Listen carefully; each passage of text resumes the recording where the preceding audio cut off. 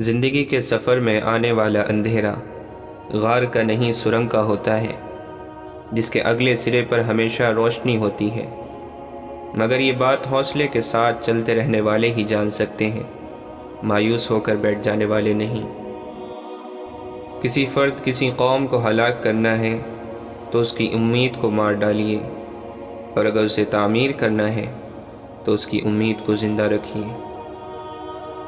وہ آدمی نادان ہے جو ماضی سے نہیں سیکھتا اور بار بار پرانی غلطیاں دہراتا ہے، مگر وہ آدمی زیادہ نادان ہے جو ماضی سے سیکھتا ہے اور ہر دفعہ نئی غلطی کرتا ہے۔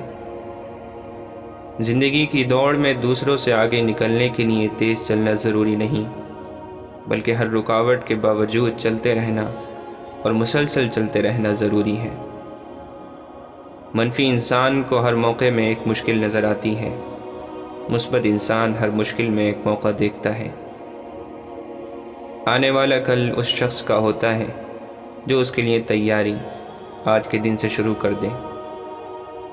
زندگی میں پیش آنے والے ناگوار حالات روزے دار کے ایک سخت دن کی طرح آخر کار گزر جاتے ہیں۔ یہی رمضان کا اصل سبق ہے۔ جن معاملات میں آپ کچھ نہیں کر سکتے ان کے لیے پریشان ہونا نادانی ہے، اور جن معاملات میں آپ کچھ کر سکتے ہیں ان کے لیے پریشان ہوتے رہنا زیادہ بڑی نادانی ہے۔ لوگ اس لیے پریشان رہتے ہیں کہ ان کے مرنے کے بعد اولاد کا کیا ہوگا، جبکہ لوگوں کو پریشان اس لیے ہونا چاہیے کہ اولاد کے مرنے کے بعد اولاد کا کیا ہوگا۔ اس دنیا میں سب کچھ کرنے کا وقت کسی کے پاس نہیں ہوتا، لیکن اہم ترین کام کرنے کا وقت ہر شخص کو دیا گیا ہے۔ جو وقت کو برباد کرتا ہے وقت اسے برباد کر دیتا ہے۔ خواب وہ نہیں ہوتے جو آپ نیند میں دیکھا کرتے ہیں، خواب وہ ہوتے ہیں جن کے لیے آپ نیند قربان کر دیتے ہیں۔ جب آپ کو ہر شخص سے شکایت ہونے لگے تو دیکھ لیجیے کہ خرابی کہیں آپ ہی کے تو اندر نہیں۔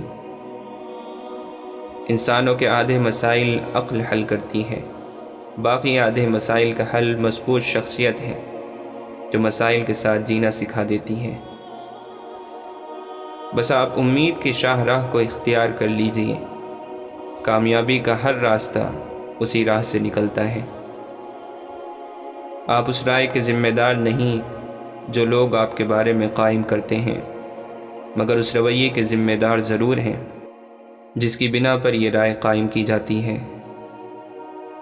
خوشی سب کچھ پا لینے کا نام نہیں، یہ پائے ہوئے میں خوش رہنے کا نام ہے۔